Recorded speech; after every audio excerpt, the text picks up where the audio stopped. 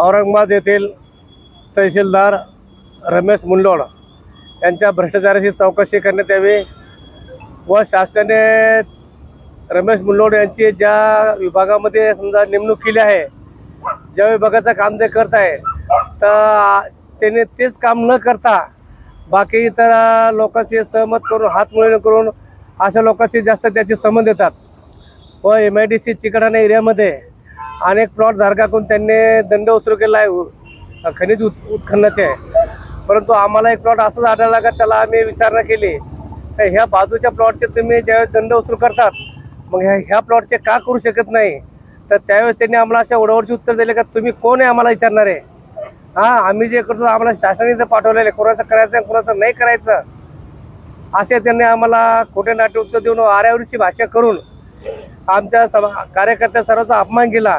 आमचं एकच म्हणणं आहे की त्यांनी आतापर्यंत जेवढाही भ्रष्टाचार केला आहे, ज्या ज्या एरियामध्ये भ्रष्टाचार केला आहे, तर त्या त्या एरियाची चौकशी करून होईल तेवढं शासनाने याला कठोर शिक्षा करावी या मुंडोळला आणि त्याची जी त्यांनी माया संपत्ती जमवली आहे या संदर्भातही त्यांनी चौकशी करायची प्रॉपर्टीची व त्याला सेवेतून निलंबित करण्यात यावे।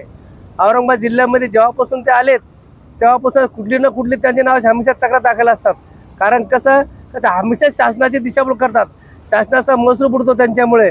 मग शासनाला अशा माणसापासून का लालूच आहे, अशा माणसा शेवट का ठेवायचा अधिकार आहे, अशा माणसाला तर गडचिरोली या ठिकाणी पाठवलं पाहिजे।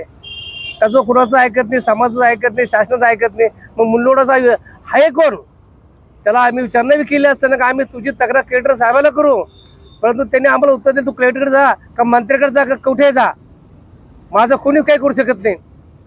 मग त्या विचारावर आम्ही बरं असं झालो की बा हा माणूस आहे कोण असा जेव्हा एवढ्या हिमतीनं भ्रष्टाचार करतोय आणि सांगतो पण तुम्हाला कुठे जा काय करायचं करून घ्या, माझं कोणीच काही वागणं करू शकत नाही।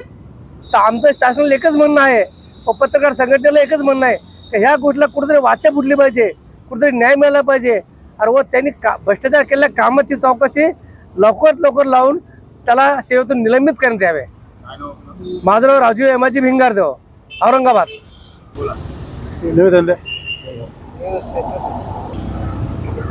मी सुनील भुईगड, भीमटोला संघटनेचा मराठवाडा अध्यक्ष। आम्ही चिकलठाणा MIDC मध्ये मोठ्या प्रमाणात कौल खनिज उत्खनन झालेलं आहे आणि त्या उत्खननाची मध्ये तहसीलदार रमेश मुंडोळ यांनी मोठ्या प्रमाणात भ्रष्टाचार केला आहे।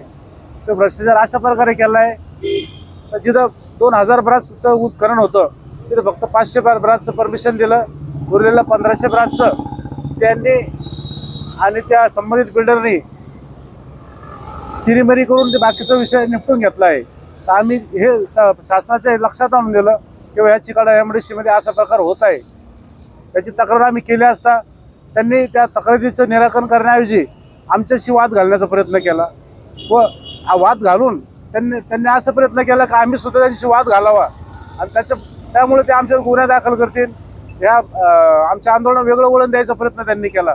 पण आम्ही तसं न करता लोकशाही मार्गाने ह्या प्रकरणाचा निकाल लागला पाहिजे, रमेश मुंडोळ यांची चौकशी झाली पाहिजे, त्यांनी केलेले सर्व भ्रष्टाचार बाहेर आले पाहिजे, हे आम्ही जिल्हाधिकारी यांच्याकडे मागणी करतो। मी सुनील भुईगड। डॉक्टर बाबासाहेब आंबेडकरांचा विजय असो, महात्मा ज्योतिबा फुलेंचा विजय असो, अण्णाभाऊ साठेंचा विजय असो। खाली मुंडकावर पाय, तहसीलदार रमेश मुंडोळाचं करायचं काय, खाली मुंडकावर पाय, रमेश मुंडोळला सेवेतून निलंबित करा, निलंबित करा, निलंबित करा, निलंबित करा।